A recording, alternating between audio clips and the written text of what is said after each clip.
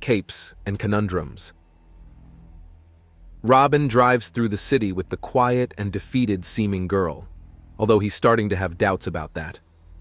"So, how long are you on Scathach for?" he asks her, and she looks up. How do you know I'm not local?" "Are you? You don't seem to be?" Robin asks. There's something in their voice. The Yaoya is very slim of frame and dressed like a girl. Their voice is also very smooth and higher-pitched. "I'm not," they say. "Okay, seriously, kid, what's wrong? Yaoya usually have a lot more spunk," Robin says, and they shrink into themselves. "Really, if you need help, I can take you to a police station instead." "What?" "No, I mean you," the Yaoya says, and Robin sighs. "All right, little kid, what's with the tom girl routine?" Robin asks, and the teen boy fidgets. "Don't jiggle around on a moving vehicle." He pulls over and picks the boy up by his shoulders and stands him upright. "What is going on, and why are you dressing like that?" "What do you mean? I can dress how I want," the boy protests, and Robin sighs. "Are you or are you not in need of help?" "No, I'm fine. Why are you judging me, you jerk?" he demands, and Robin groans in disgust. "Teenagers! Lord help me, I was like that once," Robin says with a sigh. "Do you need my help to get to your home or hotel?" "No." "Good. Turn on your damn communicator. It may seem cool to not ding the radars of vehicles, but that's asking to get slammed into at the speeds people zip around at," Robin says as he turns his bike away. "Wait, you're just leaving? Do you need help?" "No!" "Then I'm out of here," Robin says, revving the engine to give him one last chance to protest, or actually say he needs help. He doesn't, so Robin starts rolling away. It's not something he has any legal or moral right to mess with, so whatever's bothering the kid, beyond being a teenager, is none of his business. It takes him about half the time to get back to the dunes. Not balancing a hormonally imbalanced teenager on the bike meant that he could move a lot faster without risking giving a child a lethal case of road rash. The wake of white and gray ash behind him is like the plume from the top of a wave as he jumps clean over the Goob's truck and angles the bike so he lands on the side of the dune and quickly loops around the heap of ash to stop in front of the truck. The door opens again, and the Goob leans out the side. "So what happened to the kid?" "They've got a bad case of teenager as far as I can tell. They're safe in the city now, and hopefully have turned on their damn communicator so they don't get hit by a drone or something," Robin says. "You just... wait. That was a boy?" she asks. Which is what will keep him safe from first reactions, and they're good at turning invisible besides. "You left a young boy in the middle of a city alone." "I left a teenager that told me they could get to their destination to their own devices.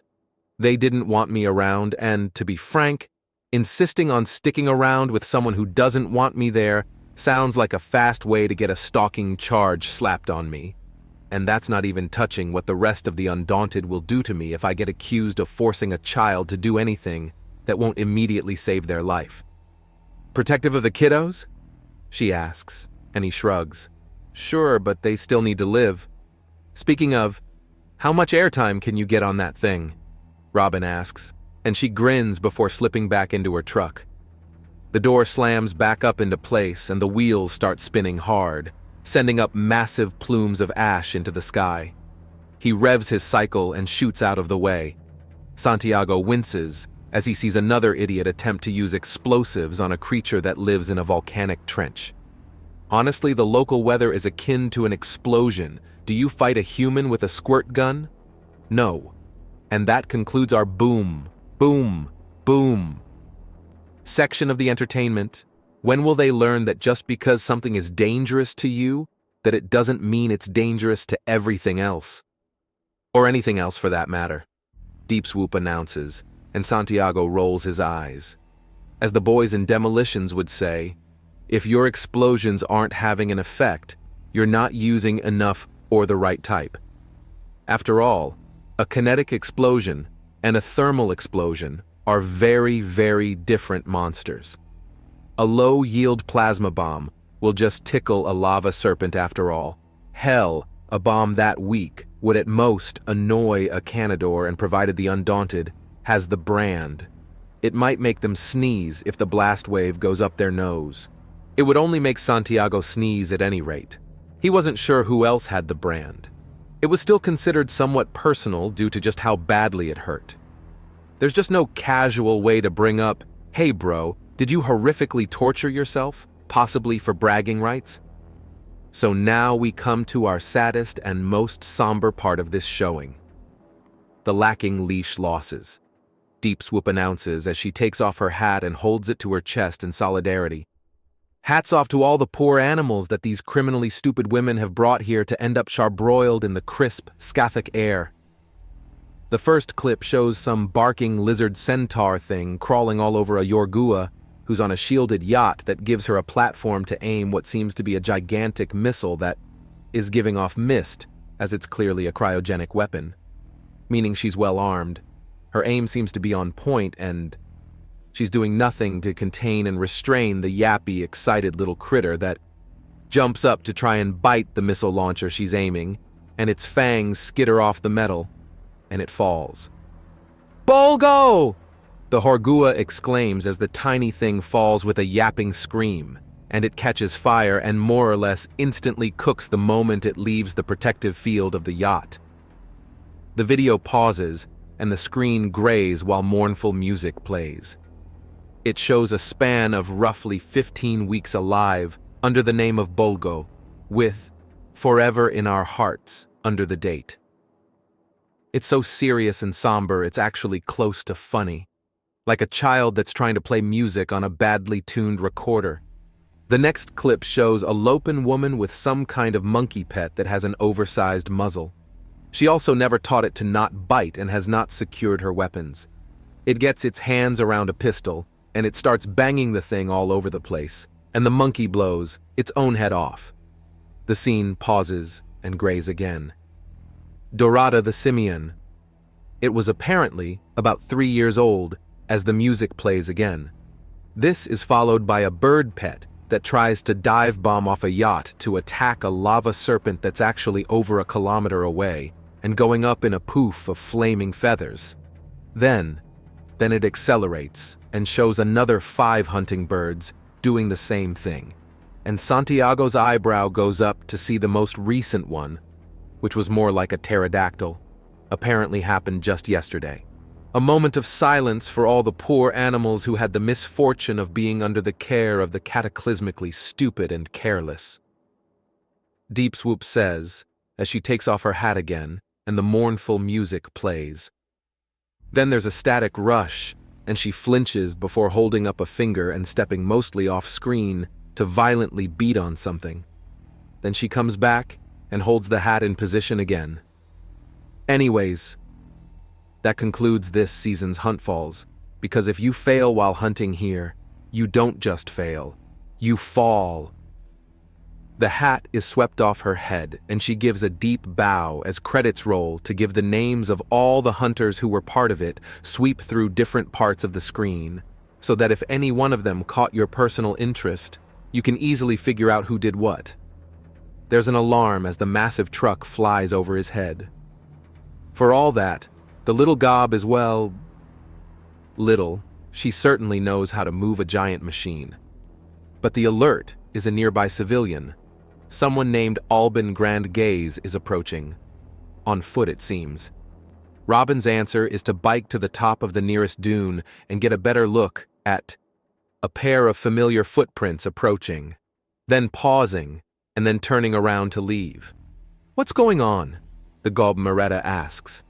"Oh, is that the kid?" "I think so." "Why's he back?" "Because I want someplace I can be alone to think," Albin protests, proving that the kid has some sharp ears. "The hell is so heavy that you need to leave the city, venture out into the outskirts, and still not be alone enough when it's only 2 other people for—" Robin checks the radar. 3 kilometers?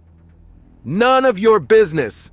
Albin shouts back in an undoubtable teenage tone. "Teenagers, good grief," Robin mutters. "Shut up!" Albin screams out. Apparently, that was the last straw with whatever the kid is going through. Back up on the hostility. I've done nothing to hurt you, Robin protests. Mentally, he's wondering if the kid really wants to have a literal shouting argument, as they're still a good 10 meters apart.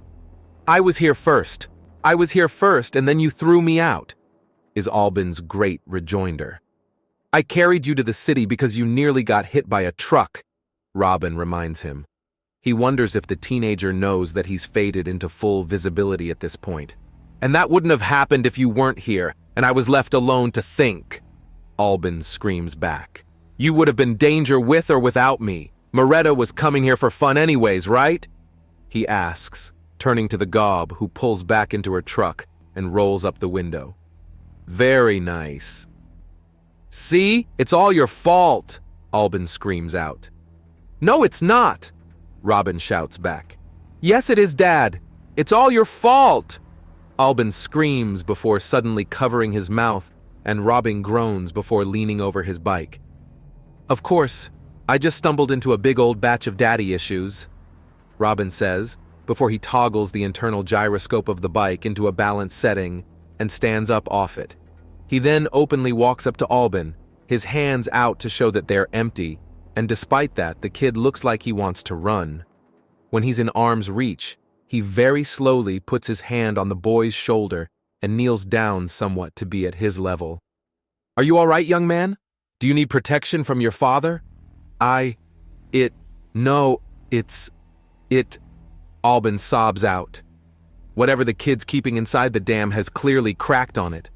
The boy's about to fall apart. What? Let it out.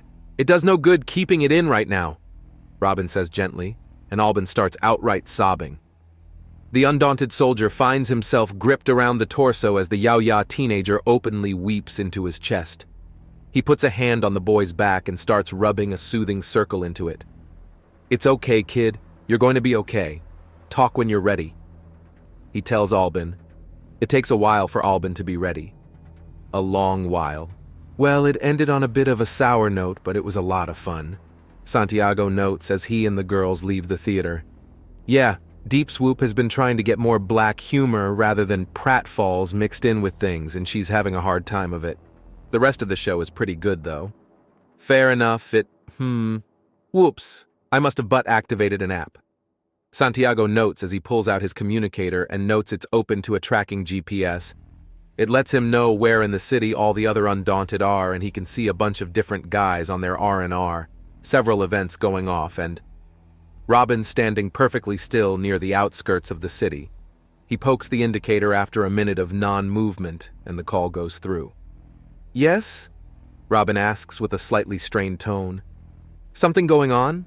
I thought you were dirt biking, and you can't do that standing still. Civilian issues, Robin says. What kind? Santiago presses. The very civilian kind. Look, I've got my arms full of traumatized teenager. Can you call me back in an hour or 3? How about some backup in the form of a doctor and a shrink? Santiago asks. Reinforcements would be greatly appreciated, Robin says.